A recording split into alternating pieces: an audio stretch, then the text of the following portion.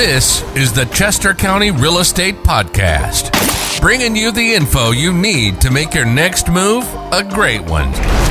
Hey everyone, welcome to the Chester County Real Estate Podcast. This is the show that gives you the information that you need to make your next move a great one. I'm your host, Sean Dominski, and today I'm joined by Stephen Marks, an agent here at RE/MAX Ace Realty. And today we're going to go over some of the news and topics that are affecting Chester County residents, homeowners, buyers, and sellers. So Stephen, thanks for joining us. Thank you for having me. All right, so from your perspective, first of all, what are you seeing happening? So yeah, I mean, there's kind of like that multi-offer mindset coming back for buyers. Mm-hmm. And the reason I say that is because we kind of do have a shortage when it comes to inventory right now in the market. Mm-hmm. Now that's probably our biggest challenge that we're kind of facing right now is definitely inventory. So as far as my buyers, I mean, the places that we do find and we do like, sometimes, you know, we get in there and there's not multiple offers, but it was kind of like that before. Yeah. And then sometimes we do get in this situation and there's, you know, 5 or 6 already in hand. So it really depends on, you know, a price point, location, everything else like that for the buyer standpoint. And then the biggest objection I'm getting right now from the seller standpoint is, where am I going to go? You're right. So that's kind of like what I'm seeing right now is we're definitely seeing a lot of active buyers and people in the market. It's just trying to find them a place. So one thing that I've heard and I've been seeing is that buyers have been more picky than they have been in the past. Have you experienced that? Or are they just as willing to throw any amount possible out at the sellers? Mixed. Mm-hmm. I mean, some of these people have been looking for that right home since we've had, you know, multiple offers 6 or 7 months ago. Yeah. Some of these people kind of thought that the market settled a little bit the way it is. And, I mean, has it settled? Yes. You know, we're not seeing, like, some crazy stuff. I mean, I do know of one listing in Phoenixville recently that actually had 26 offers. Wow. And it was on the market for 2 days. But that's kind of like one of those outlier properties, you know, it kind of checked everybody's boxes. So everybody that was picky and like everything that they wanted, that was like the ideal house in Phoenixville. So, I mean, as far as like pickiness and stuff like that coming back, I mean, people they want what they want. And that's like the best decision. Yeah, that's the best way to say it. Yeah. Really. Like, I mean, again, too, I wouldn't want to buy a home that I don't want. Right. So they're going to be picky, and that's perfectly fine. But as far as pricing and trying to explain to them, I mean, sometimes it's a little bit difficult to get across. But I've realized after, you know, 1 or 2 missed opportunities on the perfect home for them, they kind of start to realize, hey, like these are the things we have to do, and these are the steps we have to take. Yeah, I mean, from my perspective, picky buyers have just been the way it's been ever since 2008. So the idea that people were just going in there almost sight unseen, throwing offers, not doing inspections, stuff like that made me nervous, and it made a lot of agents and people who've been around for a while nervous because we're used to, like, this is a major investment. And when when buyers were required to make decisions within hours that's going to affect them for the rest of their lives, it was tough. So I'm okay with a little bit of pickiness. I think the message is that you have these sellers looking at the days on market go up. So it's like, oh, it's been sitting for a week. It's been sitting for 2 weeks. You haven't gotten any offers. What's wrong with it? And in reality, that's kind of the way it should be. Like, houses, as much as sellers love it when a house just inundated with offers and it's off the market within 48 hours, that's great. But from a market standpoint, like, it's okay to take a little bit of time to have the buyers be able to fully understand what they're buying. So with that, so I do want to touch a little bit on today's mortgage rates. I know we're jumping around a little bit here. So just so everyone knows, I'm looking at mortgagenewsdaily.com to get the average interest rates from the banks. And today for a 30-year fixed rate, we're sitting at 6.55%. So I think over the course of the last couple months, that's actually not too bad. So it's a little bit of good news with interest rates. I feel like it's split. People, I could talk to 100 people, and 50 of them will say interest rates are going up in the spring, and 50 of them will say interest rates are going down. So I try not to make any predictions. It goes back to like the biggest saying that, like, I'm pretty sure every real estate agent said in their life is, we don't have a crystal ball. Right. Okay. We don't know like what's going to happen. We don't know what the Fed's going to do. We don't know what, the best thing we can do is just really pay attention to those articles that do come out, So, yeah. And the other thing too is I take everything, I take everything anyone says with a grain of salt, and that includes the Fed. So here, I was looking on Realtor.com, and the other day, this was last week or so, Jerome Powell says here, he told Congress Tuesday that more aggressive interest rates might be needed to cool inflation. Now, mortgage interest rates are separate from the Fed's short-term rates, but they do follow each other.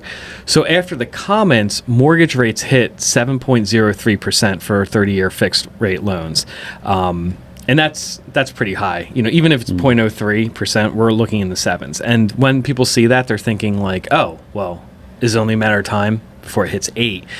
So I think his comments kind of shocked the system a little bit, but then things settled down, so now today's mortgage, that's why today's rates, since then, they've come down, and now we're at 6.55 as an average interest rate.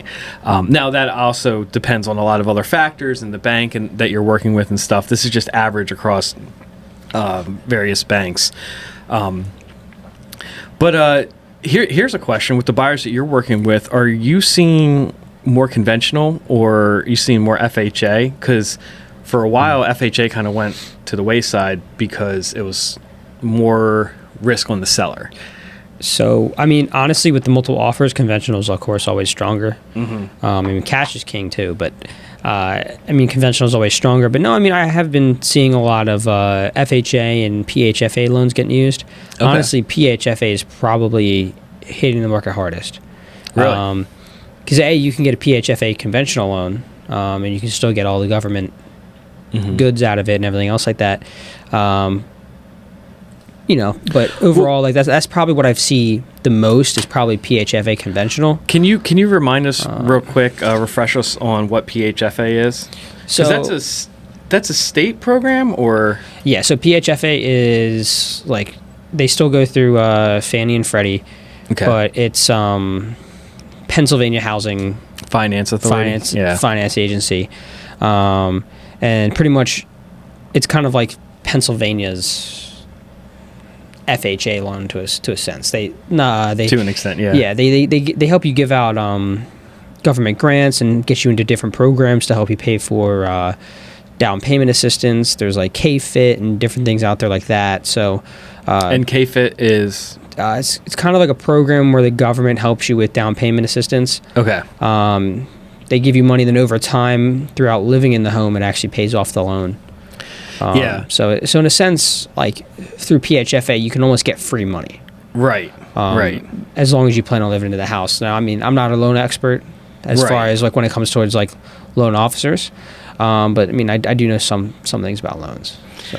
Yeah, I was just checking out phfa.org. Looks like there's some great resources on there that is worth checking out, including their Master Your Money podcast. Interesting.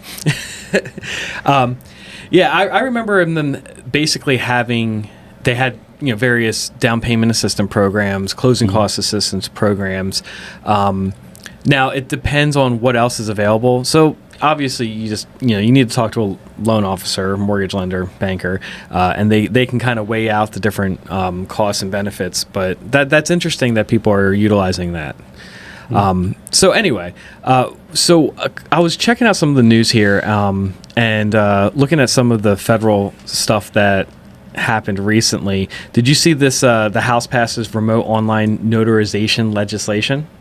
I heard about it. I'm not 100% sure exactly what NAR was stating when they put this article out, though. So it's interesting because I don't remember this. I'm not that old, but I believe it was during the Clinton administration when Clinton basically said that a online signature, a virtual electronic signature is as good as a written signature. So that's why we can have things like DocuSign, and you can take pictures of your checks and stuff like that. And legally, a virtual, electronic signature is supposed to equal a hard signature. Now, that doesn't mean every industry is going to accept it. A lot of stuff with banks, and obviously, if you, as you've probably seen, you need either a handwritten signature or even like a what do they call it, a wet signature, where it's like you actually have to sign that document. You can't make a copy of that document and forward it or something like that, or scan it or something like that. Yeah, I mean, there's been multiple times where we're at settlement and the client's like, hey, I've seen this paper before. It's like, I sent you that kind of review a little bit ago, but we do need a wet signature on it. Yes. Just because like certain banks don't allow DocuSign and stuff like that. So. Exactly. And for as long as, up until, for as long as I can remember, at closing, you always had to do it pretty much in person. So even during the lockdown, you had a notary of some sort, whether it's a title agent, closing agent, coming and having you sign those documents for the closing of your house. It wasn't something you could do online. You could sign the listing agreement, you could sign the seller's disclosure, you couldn't sign the actual documents without a notary. So what it looks like is here the Secure Notarization Act will provide meaningful relief to America's homeowners and prospective buyers by allowing immediate nationwide use of remote online notarization technology. So basically, and I don't know exactly how this looks like, but what I imagine it would look like, you could get on a Zoom call with a notary and get something notarized. Mm-hmm. So we could have remote virtual settlements. Yeah. See, that would have helped me out today. Yeah. My question is, do we want that? Like, it would obviously be a little nice. Like, if you have clients who are closing and it's on the other side of Pennsylvania, which you're licensed for, and they found a place that they wanted and you were able to help them through the process, but you don't want to drive 4 hours to Penn State to help them close, or to Raystown Lake to help them close on their vacation home.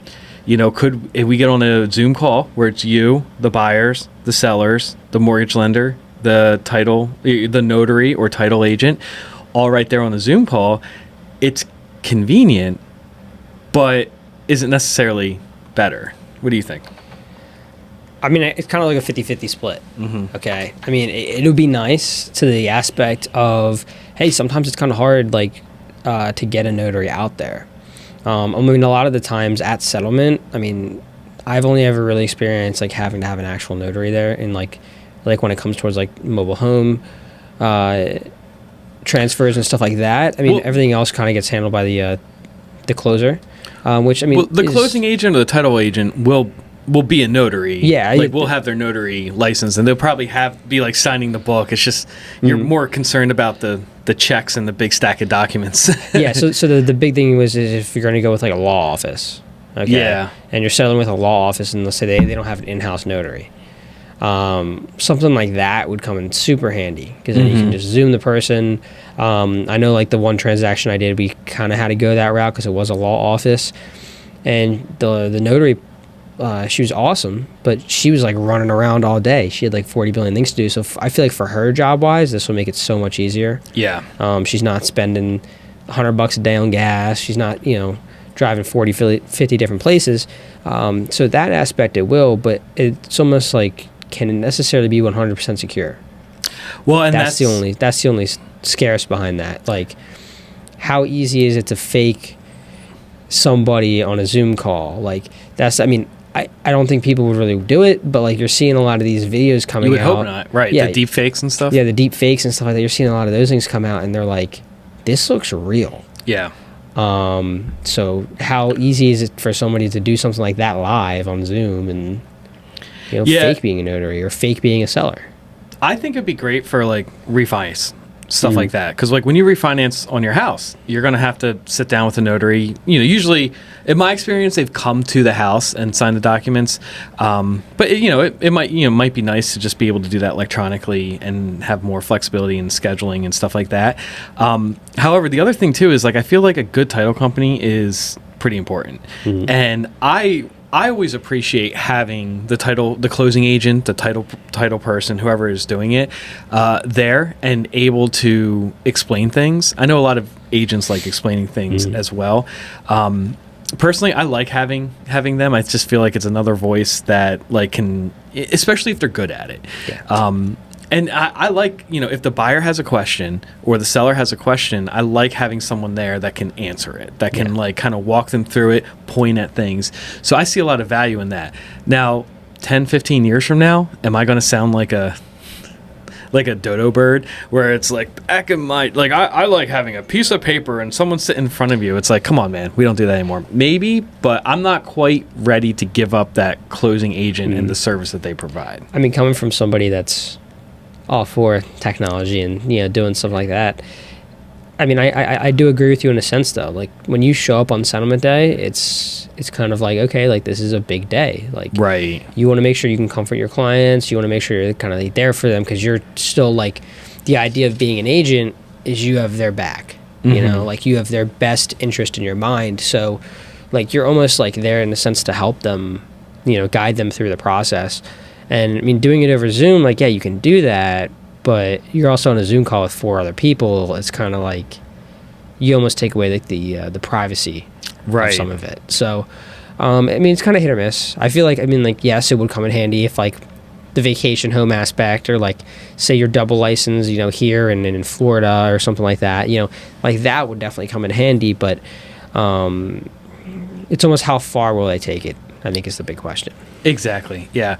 And the other thing too is just, I would hope that home buyers are just working, like, they know who they're working with, and the mortgage, the lender, the agent, the title company, the people that they're choosing, that they're willing to look in to see what they offer. I hope it's a selling point. Like, hey, I will be there with you at closing. I will make sure we will have a title closing agent, and there will be people that you can talk to.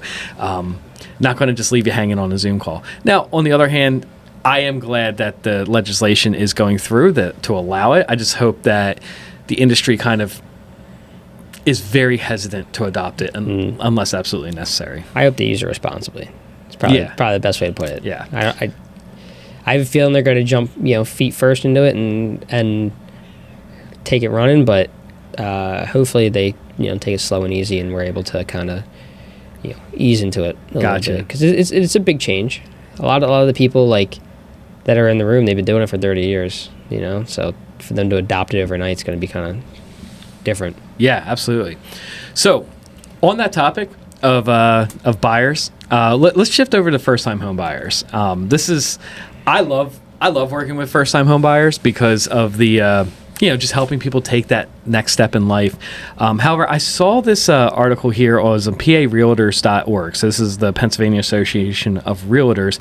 And they posted that according to Rocket Homes, 57% of buyers looking for their first home want it to be their forever home. Be their forever home. As the average age of the first-time home buyer continues to grow older, reaching an all-time high of 36, first-time buyers aren't looking to move again in a few years. Says for the 43% of first-time home buyers who said they were looking for a starter home, affordability was the top reason they aren't planning to buy their forever home now. So I kind of want to bring this up and just see what your thoughts are on the starter home idea. I personally go back and forth on it, because I remember being not 36. I was a little bit younger when I bought my first house, but I wanted it to be my, like, I didn't want this. Like, I feel like no one goes into their search saying, I just need a starter home. However, once they start looking realistically at what it looks like, it becomes a reality. I don't know. What are your thoughts? And have you seen any like shifting in opinions on that? I mean, I look at it both ways personally. So I grew up with, my dad and, family and friends kind of like putting in my head that it's like, hey, you buy your first house, you buy something that needs a little bit of work, you fix it up 5 years down the road, you do a cash out refinance, or you take a HELOC out on the property, and you go buy your forever home with that money, and you use the first one as an investment property. Okay. So that's kind of like the aspect of like, almost house hacking in a sense. That's kind of like what I grew up around. But then I also do understand that, real estate investing is not for everybody. Yeah. Not everybody wants to house hack, and some people just prefer, if they can afford it right away, to be comfortable in their situation. So I do understand, them going out and finding their forever home, because it is a stressful process. Yeah. It is something that some people only want to do once in their lifetime. So I can see that. Yeah. So I'll bring it back to my personal experience, because that's the one I'm most familiar with. And I remember when I was buying my first house, I was seeing homes, like I had friends who were buying, let's say, like 2-bedroom condos that were in apartment building, like an apartment style condo. I was also seeing around here, there's some older townhomes. You can get like 3-bedroom townhomes. And the ones that kind of concerned me were the ones that didn't have a basement. So I don't know how familiar you are with some of these older communities. I remember Village Walk was one. Yep. And I don't want to trash any communities. It's a great place. I'd love to have an investment property in Village Walk, honestly. If I could speak, my family has one in there, and we absolutely love the community. Really? So, like you have an investment? Oh, okay. Anyway, so that's so funny because I've legitimately thought like, man, that'd be a great place to have an investment property. But I remember when I was looking to buy my first house, didn't have kids, and I knew that a 2-bedroom house with no basement would not, like, I would have to move in 5, 6, 7, 8 years. At some point, I would have to move. And that was something where I was like, and I think it was because I still had a little bit of I don't want to say trauma, but like memory of 2008. So I also had friends who bought really nice places and then lost half their equity within a matter of days, weeks, months, whatever. And that was really scary too. And if they had, and then there was a lot of people who got stuck in their house. And that was another thing in 2008 that when you saw the market really shift in 2016 is what you like kind of didn't realize is like people got stuck in their houses for a lot longer than they planned. So when I bought my first house, I can relate to the sentiment. I want my next home to be my forever home because I was still afraid of getting stuck in the house. That sounds kind of funny, but it was like kind of off-putting, but it's like I didn't want to get a house that if I did get stuck in, it would be detrimental. There's some condo complexes. I don't want anyone to feel like I'm knocking their neighborhood or anything, but they were just so small that I was like, this would be good. I could rent this, but I don't think I could stay here for longer than 5-6 years or so. Well, that's kind of like honestly like that was like kind of put in my head. Yeah. Because like growing up, I mean, like we completely renovated our Village Walk place, and my dad's kind of see that, he bought that place back in the, I want to say, late 80s. Did he buy it? Did he live there? Yeah, he lived there for probably about, I think, a year and a half, 2 years. Okay. And then he went out and ended up buying another property. So but I understand everybody's finances are different, not everything kind of like lines up sometimes like that, and markets have changed, but I mean it's really just remembering that like real estate is a long-term hold game too. So like when you do buy like with the mindset of I'm only going to live here for 5-6 years, in reality you're looking at it, I'm going to buy this property and then 5-6 years from now I'm going to reassess where my situation's at. Yeah. Because there's no way to like tell where the market's going to be in 5 years. So buying back in 2008, yeah, that was definitely probably a scary time to see 50% of your hard-earned money go go kaput. But again, too, look at those property values now. Yeah. To people that were able to actually hold on to the property.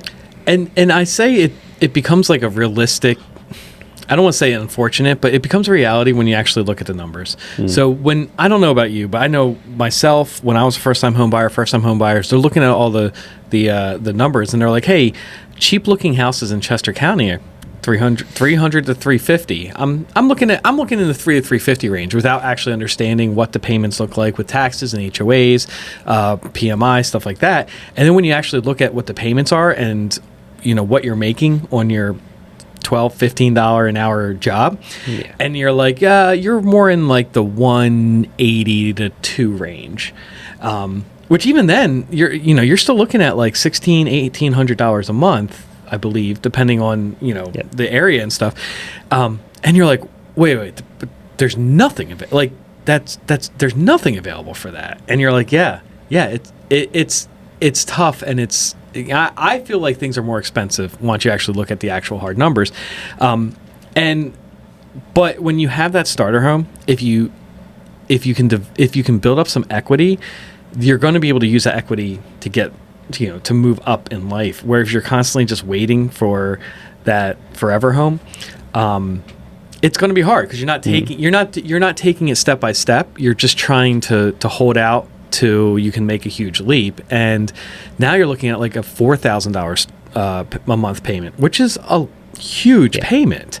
However, if you had a starter home for 10 years and you were able to use some of that equity, that payment might only be $2,500 because you were able to use the equity from your starter home, put it towards your next house. And that's how I think the last last two generations were able to eventually kind of make their way up into the middle class instead of just jumping right in.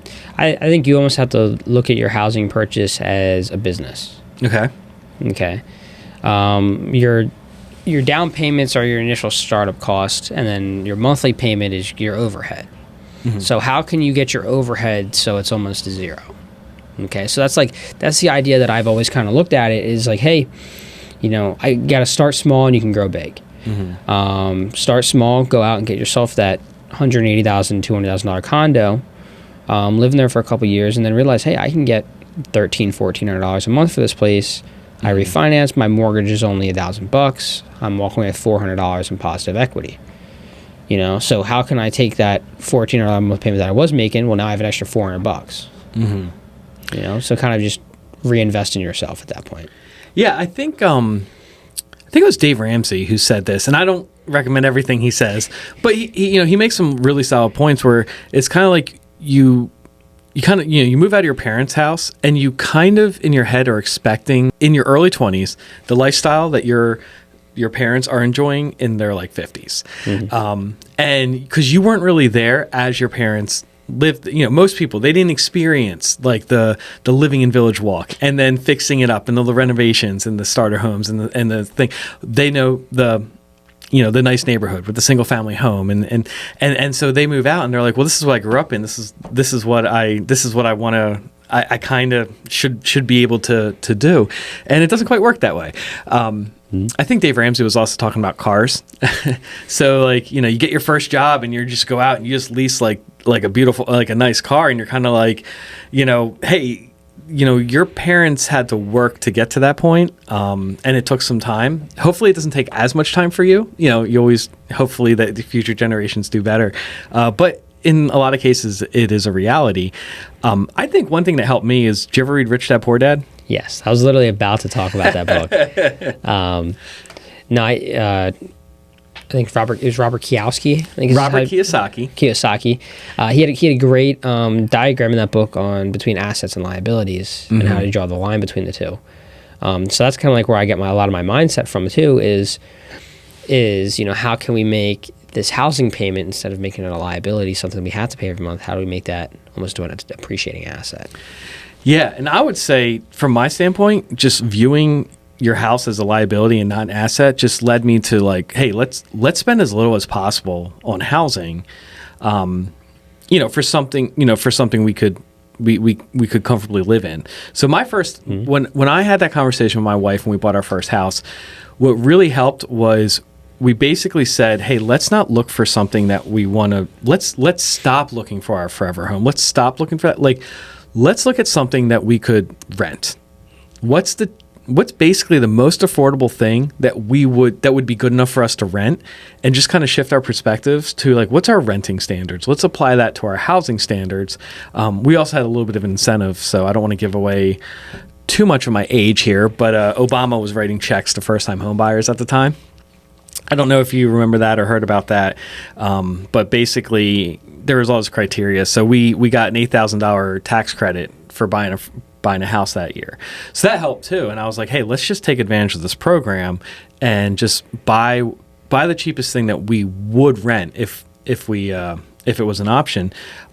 And we were fine. I joke about that first house and the neighborhood that I was in, but honestly, it was a great place. It was a great place to live, and we had our first two kids there, and having little toddlers running around, it was, it did the job. So, so we appreciate that. So I don't want to take up too much time. We can start to wrap it up. Obviously, there was a lot of stuff going on with I don't want to say crisis. I don't want to say banking crisis, because this isn't 2008, which directly affected the housing industry.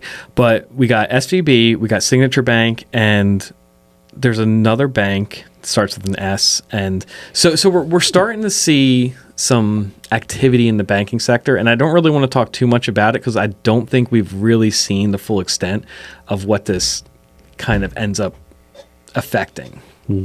Yeah, and I mean, I think all that kind of just had a big snowball effect. And I have seen some articles, I don't want to quote anything because I don't know exactly, but some articles that the government is trying to put a pause to this right away, and the people from SVB, like, the government's kind of helping take care of it, so it's not going to be coming out of taxpayer money.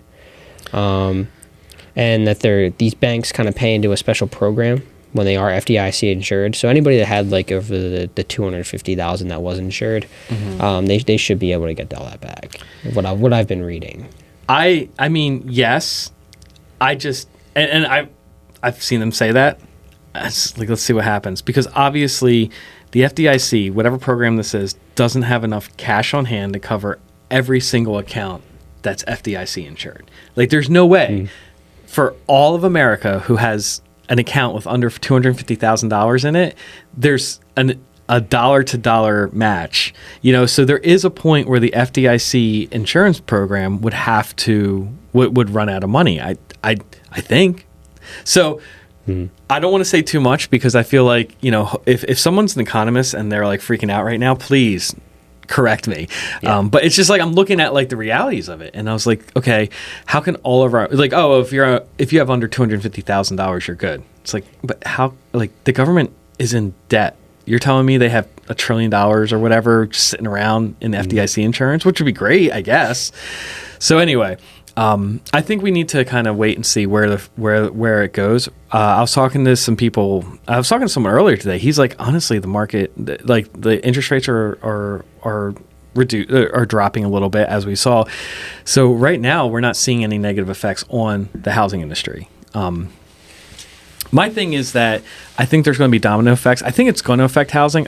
I don't think it's going to directly. I don't think it'll be if it affects housing, it's not going to be direct. So some other things will happen that will be affected by it that will eventually affect mortgage and housing and stuff, possibly. But right now, it's just a matter of watching the market and see what happens. Yeah, I think that's the big thing. Is trying to figure out exactly what is going to happen, because we're still, like you were saying, we're still in the beginning of whatever is going on. So hopefully we can catch it early and catch it fast, so we don't really see too much of whatever's going to happen in the economy. But again, the world may never know. So.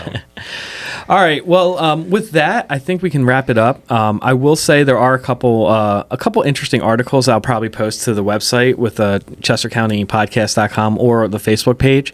One is 9 Suburban Towns Pushing the Boundaries of the Philadelphia Region. That was in PhillyMag.com. What was cool about that, we got a little bit of a shout out in Chester County. We had let's see here, Salisburyville, Oxford, Elverson. It's kind of cool just seeing like a little bit of some of these smaller towns get mentioned. Now, whether the context, I'd love to hear people's comments, but now whether the context is a good thing or not, because basically what we're seeing is previously rural areas become more suburban. And I feel like people have feelings around that. And the other thing, too, I found this interesting article, 4 tasks that veteran homeowners know you got to do in March. So I'll post those to Facebook and on the website, but just kind of giving some people some timely advice on what they need to start thinking as we head into spring for homeowners. Anything else to add, or any thoughts? Nothing I can think of right now. All right. Well, hey, guys, if you have any questions or comments or something you want to add, feel free to contact us. Head over to our website, ChesterCountyPodcast.com. There's a contact form. I'll check that personally. And I'll make sure that if you have any comments for Steven, he'll get them as well. I want to thank you for joining us. Also, check us out on Facebook. We're also on YouTube and anywhere podcasts are found. Steven, what's the best way for people to get in touch with you? So best way to get in touch with me is probably by phone. Either give me a call or shoot me a text at 484-883-0928. Awesome. Cool. Well, thanks, everyone. I'll see you next week. Thanks for listening. This has been the Chester County Real Estate Podcast, brought to you by RE/MAX Ace Realty. serving buyers and sellers in the Chester County area. Subscribe for new episodes at acerealtypa.com/podcast. And you can find us on Facebook, YouTube, and wherever podcasts are found.